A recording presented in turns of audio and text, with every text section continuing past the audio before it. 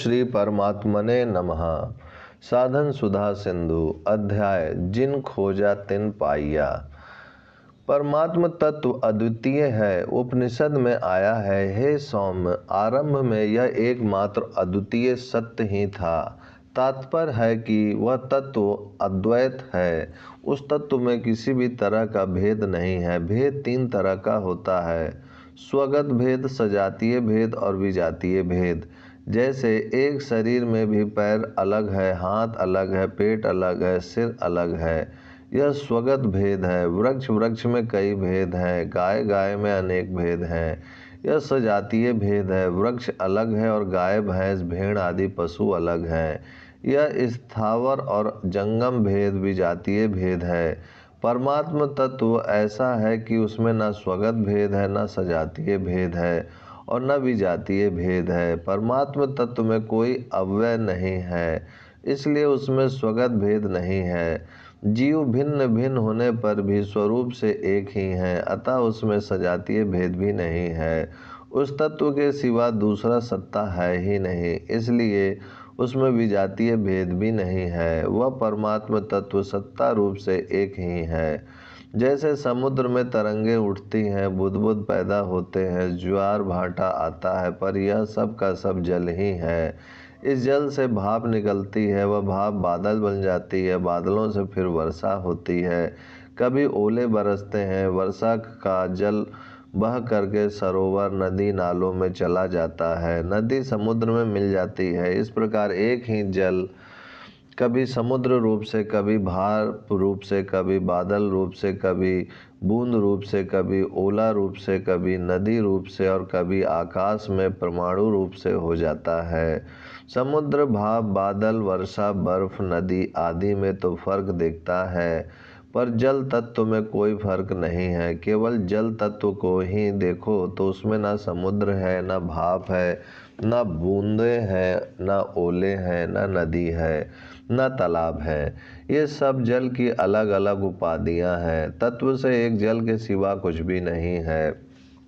इसी तरह सोने के अनेक गहने होते हैं, उनका अलग अलग उपयोग, माप, तौल, मूल, आकार आदि होते हैं, परंतु तत्व से देखें तो सब सोना ही सोना है। पहले भी सोना था, अंत में भी सोना रहेगा और बीच में अनेक रूप से दिखने पर भी सोना ही है। मिट्टी से घड़ा, हांडी, ढक्कन, सकोरा आदि कई चीज़ें बनती हैं। उन चीज़ों का अलग अलग नाम, रूप, उपयोग आदि होता है, परंतु तत्व से देखें तो उनमें एक मिट्टी के सिवा कुछ भी नहीं है। पहले भी मिट्टी थी, अंत में भी मिट्टी रहेगी और बीच में अनेक रूप से दिखने पर भी मिट्टी ही है। इसी प्रकार पहले भी परमात्मा थे, बाद में भी परमात्मा रहेंगे और बीच में संसार रूप से अनेक दिखने पर भी तत्व से परमात्मा ही है। वासुदेवः सर्वम। यह संसार दिखता है, इसमें अलग अलग शरीर है, स्थूल, सूक्ष्म और कारण। ये तीन शरीर हैं। कोई स्थिर रहने वाला स्थावर शरीर है, कोई चलने फिरने वाला जंगम शरीर है। स्थिर रहने वालों में कोई पीपल का वृक्ष है, कोई नीम का वृक्ष है, कोई आम का वृक्ष है, कोई करील का वृक्ष है, तरह तरह के पौधे हैं, घास हैं। चलने फिरने वालों में कई तरह के पशु पक्षी मनुष्य आदि हैं। ये सभी पृथ्वी पर हैं। पृथ्वी, जल, तेज, वायु, आकाश ये पंच महाभूत हैं। इनसे आगे समष्टि अहंकार है, फिर महातत्व समष्टि बुद्धि है, महातत्व के बाद फिर मूल प्रकृति है। ये सब मिलकर संसार है। संसार के आदि में भी परमात्मा है, अंत में भी परमात्मा है और बीच में अनेक रूप से दिखते हुए भी तत्व से परमात्मा ही है। मन से, वाणी से, दृष्टि से तथा अन्य इंद्रियों से जो कुछ भी ग्रहण किया जाता है वह सब मैं ही हूँ, अतः मेरे सिवाय दूसरा कुछ भी नहीं है। यह सिद्धांत आप विचार पूर्वक शीघ्र समझ लें, अर्थात स्वीकार कर लें।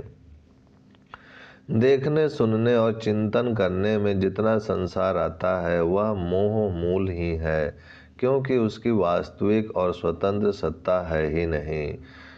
देखहु सुनहु गुनहु मन माही, मोह मूल परमारथ नाही। संसार पहले नहीं था, पीछे नहीं रहेगा, केवल बीच में बना हुआ दिखता है। बनी हुई बनावटी चीज निरंतर मिट रही है और स्वतः सिद्ध परमात्म तत्व ज्यों का त्यों विद्यमान है। वह एक परमात्म तत्व ही अनेक रूपों से दिखता है। परमात्म तत्व एक होते हुए भी अनेक रूपों से दिखता है और अनेक रूपों से दिखने पर भी स्वरूप से एक ही रहता है, कारण कि वह एक ही था, एक ही है और एक ही रहेगा। वह एक रूप से दिखे तो भी वही है और अनेक रूप से दिखे तो भी वही है। जल से बने भाप, बादल, बर्फ आदि सब जल ही हैं। सोने से बने गहने सोना ही है। मिट्टी से बने बर्तन मिट्टी ही हैं। इसी तरह जो अनेक रूपों में एक परमात्म तत्व को ही देखता है, वही तत्वज्ञ जीवन मुक्त ज्ञानी महात्मा होता है, कारण कि उसको यथार्थ ज्ञान हो गया। उसने परमात्मा को तत्व से जान लिया। तत्व से जानते ही वह परमात्मा में प्रविष्ट हो जाता है। फिर एक तत्व ही शेष रह जाता है। परमात्म तत्व पहले एक था, पीछे एक रहेगा और अभी अनेक रूपों से दिखता है। ये तीनों बातें काल, भूत, भविष्य और वर्तमान को लेकर है, परंतु उस तत्व में काल है ही नहीं। इसी तरह वहाँ न देश है, न क्रिया है, न वस्तु है, न व्यक्ति है, न घटना है, न परिस्थिति है, न अवस्था है। केवल एक अद्वैत तत्व है। परमात्म तत्व का स्वरूप क्या है? उत्तर: परमात्म तत्व का स्वरूप है सत्ता मात्र। वह सब देश में, सब काल में, संपूर्ण वस्तुओं में, संपूर्ण व्यक्तियों में, संपूर्ण अवस्थाओं में, संपूर्ण घटनाओं में, संपूर्ण परिस्थिति में, संपूर्ण क्रियाओं में है, सत्ता रूप से विद्यमान है। उस चिन्मय ज्ञान स्वरूप सत्ता में मैं, तू, यह वह का भेद नहीं है। वह इन सब से अतीत तत्व है। ये सब तो उसके भीतर की गई कल्पनाएं हैं।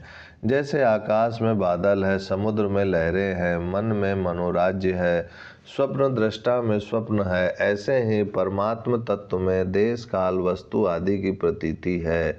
वह तत्व संपूर्ण प्रतीतियों का आश्रय, आधार और प्रकाशक है। उसके अंतर्गत अनंत ब्रह्मांड उत्पन्न और लीन होते रहते हैं, पर वह ज्यों का त्यों रहता है। जब हम प्रतीति को सत्ता देते हैं, तब यह कहते हैं कि परमात्म तत्व प्रतीति का आश्रय, आधार और प्रकाशक है। जब सर्वत्र को सत्ता देते हैं, तब यह कहते हैं कि परमात्म तत्व सर्वत्र परिपूर्ण है। जब हम नहीं की सत्ता मानते हैं, तब यह कहते हैं कि परमात्म तत्व है रूप से विद्यमान है। असत की सत्ता मानने पर ही परमात्म तत्व को सत्य कहते हैं। यदि असत की सत्ता न माने तो परमात्म तत्व को सत्य कहना बनता ही नहीं। जैसे हमारे यहाँ रात और दिन दो होते हैं, परंतु सूर्य में न रात होती है न दिन होता है। वहाँ तो दिन ही दिन है, पर रात न होने से उसका नाम दिन नहीं है। दिन नाम रात की अपेक्षा से होता है। रात नहीं है तो दिन कैसे? राम सच्चिदानंद दिनेशा, नहीं तहम मोह निशा लवलेशा। भगवान दिनेश दिन के स्वामी हैं। ऐसा तभी कहना पड़ता है जब दिन की सत्ता मानते हैं। वहाँ लवलेश मात्र भी मोह निशा नहीं है। ऐसा तभी कहना पड़ता है जब निशा की सत्ता मानते हैं। वहाँ दिन और निशा कहना बनता ही नहीं। ऐसा कहना वहीं बनता है जहाँ द्वैत हो, अर्थात शंका समाधान द्वैत भास से ही होता है। तात्पर्य है कि दूसरे की कुछ न कुछ सत्ता मानकर ही परमात्मा का वर्णन, विवेचन, विचार, चिंतन, प्रश्नोत्तर आदि होता है। ओम शांति शांति शांति।